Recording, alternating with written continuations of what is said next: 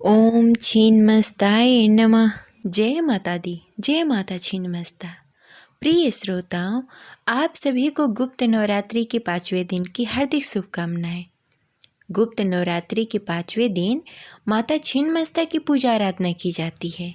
क्योंकि यह माघ मास की गुप्त नवरात्रि है और पंचमी तिथि है, तो आज वसंत पंचमी का त्यौहार मनाया जाएगा।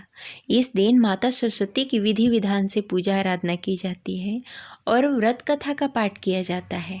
आज का दिन बेहद ही खास है, तो आइए पूरी श्रद्धा और भक्ति के साथ माता रानी के चरणों में नमन करते हुए सुनते हैं माता छिन्नमस्ता की कथा। उसके साथ ही सुनेंगे स्कंद माता की कथा। तो प्रेम से बोलिए जय माता दी, जय माता छिन्नमस्ता। छिन्नमस्ता देवी 10 महाविद्याओं में से एक है। इन्हें महाविद्याओं में प्रचंड नायिका के नाम से भी पूजा जाता है। मान्यता है कि ये शत्रु नाश की सबसे बड़ी देवी हैं। कुछ विद्वान तो यहाँ तक कहते हैं कि भगवान परशुराम ने भी इन्हीं विद्या के प्रभाव से अपार बल अर्जित किया था। भगवान शिव इनके कबंध हैं। देवी के स्वरूप पर दृष्टि डाले तो उनके एक हाथ में अपना खुद का मस्तक है और दूसरे हाथ में खड़ग धारण किए हुए हैं। देवी की आराधना से आयु, आकर्षण, धन और कुशाग्र बुद्धि मिलती है। रोग मुक्त और शत्रुनाशक के लिए माता छिन्नमस्ता की आराधना सर्वोत्तम लाभ देती है। पुराणों के अनुसार यह देवी प्राण तोषिनी है। इनका शुद्ध हृदय से विधिवत पूजा करने वाला व्यक्ति शत्रु बंधन से निश्चित ही मुक्ति प्राप्त कर लेता है। लेकिन यह ध्यान रहे कि माता की स्तुति करते समय सच्चे हृदय से करना है। दूसरे का नुकसान करने के लिए अगर आपने पूजा किया तो उसका उल्टा फल प्राप्त हो सकता है। इसीलिए कुछ अच्छे कार्य के लिए इनकी पूजा करनी चाहिए, दूसरे को नुकसान पहुंचाने के लिए नहीं। तो चलिए सुनते हैं माता छिन्नमस्ता की कथा। अगर आपको यह कथा अच्छी लगे तो इस वीडियो को लाइक करें और कमेंट बॉक्स में जय माता दी अवश्य लिखें। आपका कमेंट और लाइक हमारे लिए बहुत महत्वपूर्ण है। अगर आप हमारे चैनल पर नए हैं तो इसे सब्सक्राइब अवश्य करें। हिंदू धर्म में सभी देवताओं के अवतार की अलग अलग पौराणिक कथाएं प्रचलित हैं। 10 आदि शक्तियों में 6वां अवतार माता छिन्नमस्ता का माना गया है। छिन्नमस्ता माता को माता पार्वती का स्वरूप माना जाता है, जो कि काफ़ी उग्र रूप में रहती हैं। छिन्नमस्ता माता के एक हाथ में स्वयं का कटा हुआ सिर रखा है। मान्यता है कि जो भी भक्त सच्ची श्रद्धा से उपासना करने वाले भक्तों की सभी मनोकामनाएं पूर्ण होती है। जीवन में सभी कष्टों का निवारण होता है। चलिए जानते हैं माता पार्वती की छिन्नमस्ता माता के स्वरूप की पौराणिक कथा। एक बार माता पार्वती अपनी सहेलियों के साथ भ्रमण पर निकली। इस दौरान माता पार्वती रास्ते में मंदाकिनी नदी में स्नान करने की इच्छा हुई। माता पार्वती ने अपनी सहेलियों से भी स्नान करने को कहा, परंतु दोनों ने स्नान करने से इनकार कर दिया और कहा कि उनको भूख लग रही है। इस पर माता पार्वती ने उनको कुछ देर आराम करने को कहा और स्नान करने चली गई। माता काफ़ी देर तक स्नान करती रही। इसी बीच दोनों सहेली कहती रहीं कि उनको भूख लग रही है, लेकिन माता ने दोनों की बात को अनसुना कर दिया। इस पर दोनों सहेलियों ने माता से कहा कि माँ तो अपने शिशु का पेट भरने के लिए अपना रक्त भी पिला देती हैं, परंतु आप हमारी भूख के लिए कुछ भी नहीं कर रही हैं। यह बात सुनकर माता पार्वती को क्रोध आ गया और नदी से बाहर आकर खंडक का आवाहन करके अपने सिर को काट देती हैं, जिससे उनके धड़ से रक्त की 3 धाराएं निकलने लगती हैं। 2 धाराएं दोनों सहेलियों के मुख में गिरती हैं, तीसरा धारा माता के स्वयं के मुख में गिरती है। इससे सभी देवताओं के बीच कोलाहल मच जाता है, जिसके बाद भगवान शिव कबंध का रूप धारण कर देवी के प्रचंड रूप को शांत करते हैं। तब से माता पार्वती के इस रूप को छिन्नमस्ता माता कहा जाता है। हिंदू पंचांग के अनुसार बैसाख मास के महीने में छिन्नमस्ता जयंती मनाई जाती है। वहीं गुप्त नवरात्रि में भी माता छिन्नमस्ता की पूजा उपासना की जाती है। सनातन शास्त्र में माँ को सर्वसिद्धि पूर्ण करने वाली अधिकाष्ठी कहा जाता है। माँ की श्रद्धापूर्वक पूजा करने से साधक की सभी मनोकामनाएं पूर्ण होती है। माँ को साधक को चिंता पूर्णी भी कहते हैं। इसका अर्थ यह है कि माँ चिंताओं को हर लेती हैं। ऐसी मान्यता है कि माँ के दरबार में सच्ची श्रद्धा और भक्ति के साथ जो भी भक्त जाते हैं उनकी मनोकामनाएं अवश्य पूर्ण होती है। ये रही आज की कथा। आपको कैसी लगी कमेंट बॉक्स में ज़रूर बताएं।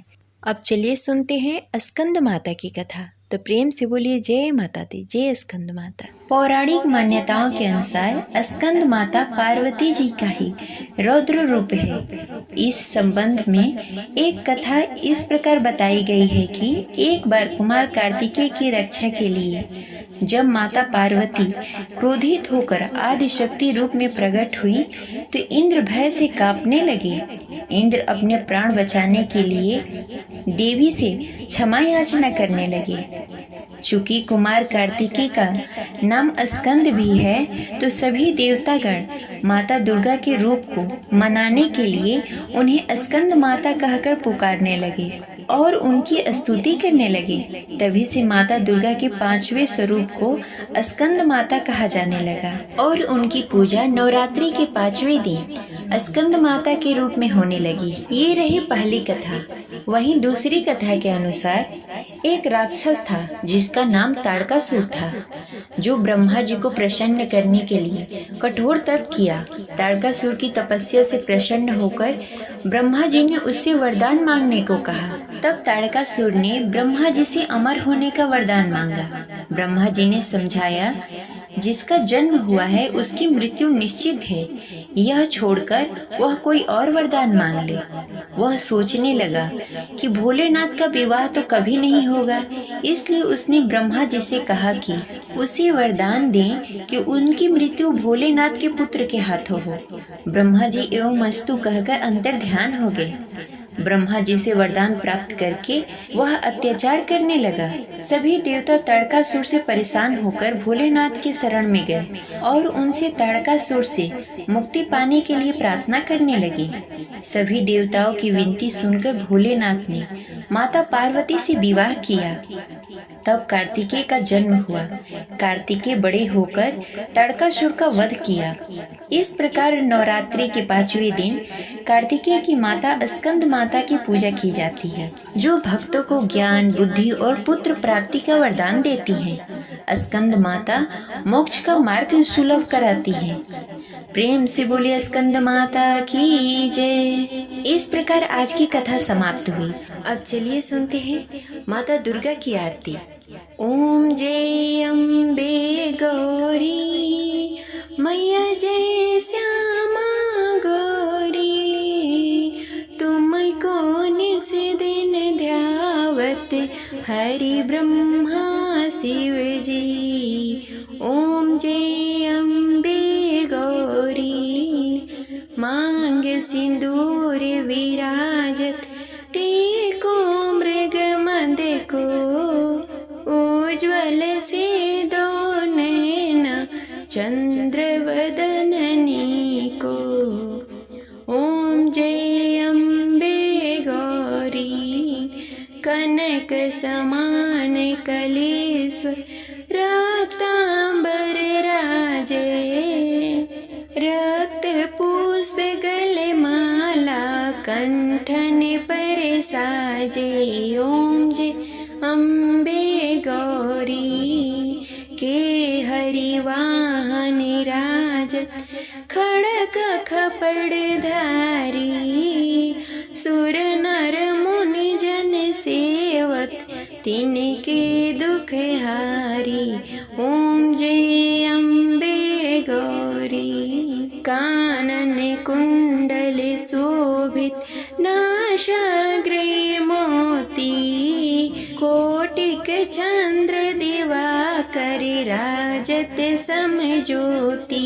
ओम जय अम्बे गौरी शुंभ निशुंभ विदाड़ी, महिषासुर धारी, धूम्र विलोचन नयनास, निस दिन मदमाती।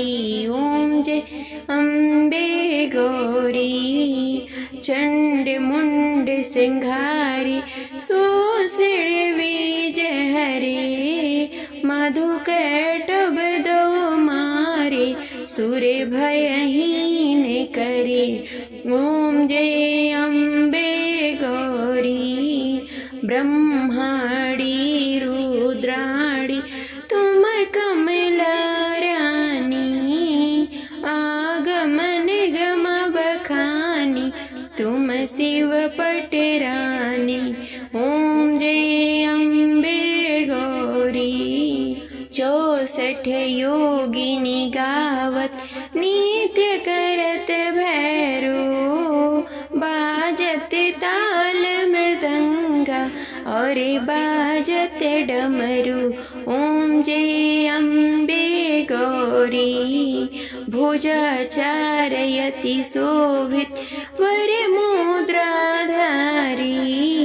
मन वांछित फल पावत सेवत नर नारी ओम जय अम्बे गौरी कंचन थाल विराजत अगर कपूर बाती श्रीमाल के तुम राजत कोटि रतन ज्योति ओम जय अम्बे गौरी श्री अम्बे जी की आरत जो कोई नित्य गावे कहत शिवानंद स्वामी सुख संपत्ति पावे ओम जय अम्बे गौरी मैया जय श्यामा गौरी मैया जय मंगल करणी।